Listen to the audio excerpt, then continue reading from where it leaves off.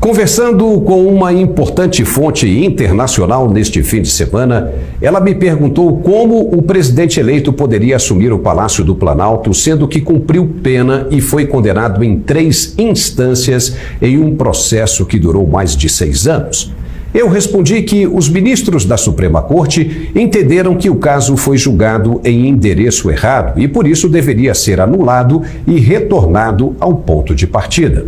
Então ela insistiu, mas os crimes aconteceram, as provas foram apresentadas e comprovadas, elas existiram e ainda existem, não são uma obra de ficção, elas estão lá, com denúncias, comprovações e delações. Eu disse sim, mas por causa do tempo o processo não será recomeçado, principalmente pela idade do réu, e todos os crimes deverão ser prescritos. E essa fonte retrucou mais uma vez dizendo: se o réu está velho demais para ser julgado e condenado, ele também deveria ser considerado velho demais para assumir a presidência de um país como o Brasil.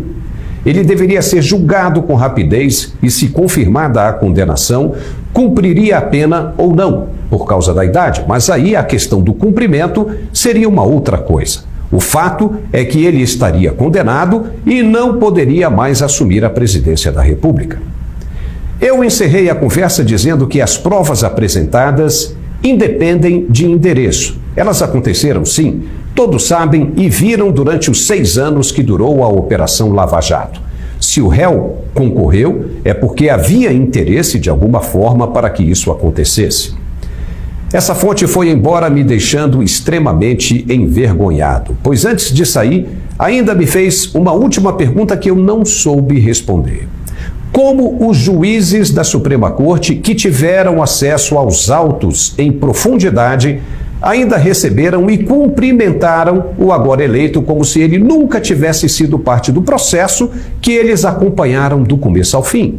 Não sei, respondi. É difícil de responder. Mas o interesse na anulação das condenações de Lula resultou, na tarde desta segunda-feira, dia 12, na diplomação dos eleitos, presidente e vice. E na manhã do mesmo dia, o senador Flávio Dino, indicado por Lula para ser o ministro da Justiça, concedeu uma entrevista a um site de notícias dizendo que a partir do dia 1º de janeiro de 2023, não serão concedidas anistias pelo governo de Luiz Inácio Lula da Silva e que todas as investigações em curso no país serão mantidas. Ele ressaltou que isso inclui também o atual presidente da República, Jair Bolsonaro. Dino disse que, abre aspas, os crimes já cometidos, portanto, antes de 1º de janeiro, mas que não estarão prescritos, e por não estarem prescritos, não há no mundo cósmico e nem no mundo jurídico uma espécie de anistia mágica no dia do Réveillon. Isso não existe, fecha aspas. Palavras do futuro ministro da Justiça, ou seja, vai começar uma temporada de caça às bruxas. Isso já era esperado e sabido que o governo eleito não daria paz às autoridades do Planalto, pois dentro de uma estratégia de longevidade de poder, tirar de circulação um campeão de votos como é o atual presidente é prioridade máxima. Se Bolsonaro for condenado mesmo pelos crimes que continuarão a ser investigados, como foi dito pelo futuro ministro da Justiça, ele poderá pegar quase que prisão perpétua e ainda ter os direitos políticos cassados, o que o impediria automaticamente de disputar as eleições de 2026 e até a de 2030. Bolsonaro, dependendo do que for compreendido como crime, nessa caçada desenfreada, poderá mofar na cadeia. Por essa e outras razões, é que estamos presenciando nessa reta final uma verdadeira guerra entre os poderes, o que está vigente e o que aspira uma ascensão.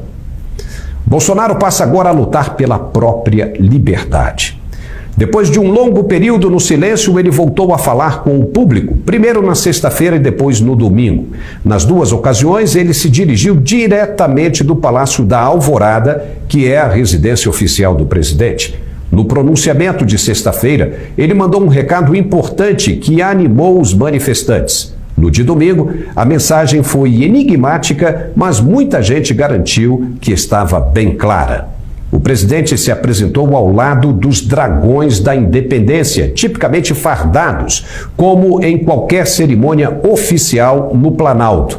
Houve até toque de corneta.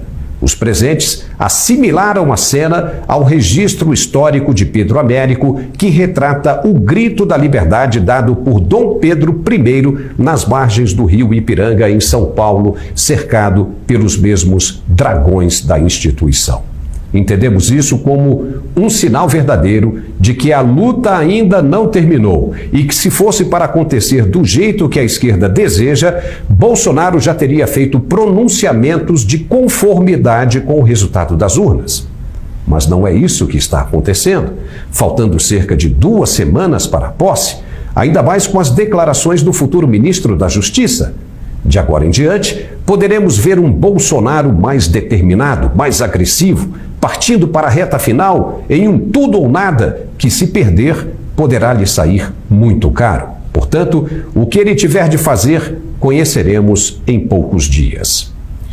As tribos indígenas também chegaram no limite da paciência e, depois de um encontro no Alvorada, mandaram um recado sério para a população brasileira. Povo brasileiro, nós deixamos nossa mensagem, deixamos nosso recado e nada foi feito. E agora, nós vamos partir para o embate. Tudo ou nada. Vocês brasileiros patriotas, se realmente são patriotas mesmo, agora estaremos no comando. E venha junto conosco, por causa que agora vamos para poder resolver toda essa angústia do povo brasileiro. E agora a guerra está declarada. Os índios não querem cachimbo da paz, não estão blefando e se vestem com pinturas de guerra. A Constituição proíbe qualquer um de encostar o dedo em um índio. Em confronto direto com a Polícia Federal, única que deve lidar com as tribos, as imagens e informações, com toda certeza, correriam o mundo imediatamente, e isso seria péssimo para a esquerda. O mercado financeiro também está assustado. Nesta segunda-feira, dia de diplomação, circulou a conversa de que o governo eleito pretende revogar a lei das estatais via medida provisória. Isso alterou o ânimo do mercado. A falta de resistência parlamentar à eventual revogação trouxe pessimismo. Por volta de 2 da tarde, o índice Bovespa recuou 2,57% a 104.759 pontos. Já o dólar disparou nas alturas, chegando a R$ 5,33. O objetivo da revogação, segundo informações, seria o de facilitar a nomeação do coordenador do governo de transição, Aloysio Mercadante, à presidência da Petrobras. A eventual gestão dele é vedada pela lei das estatais, que exige a nomeação de um quadro técnico com experiência no mercado de petróleo para comandar a petrolífera e evitar interferência política e casos de corrupção na estatal. E por falar em Aloysio Mercadante, ele passou um constrangimento danado em Portugal quando teria tentado furar a fila de passageiros no aeroporto da capital. Como é que você viaja? Que dinheiro?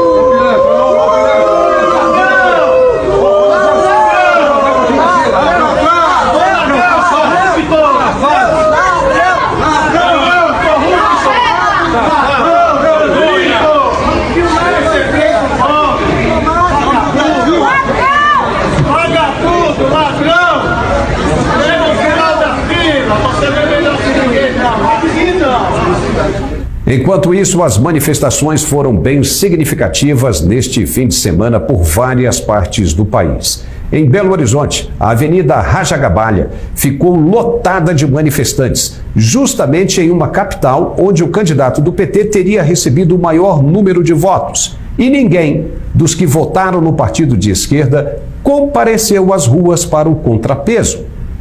Estamos, sim, prestes a conhecer toda a verdade dos fatos. Os próximos dias serão reveladores e mal podemos esperar para ver no que vai dar. Uai, seu app de vídeos curtos.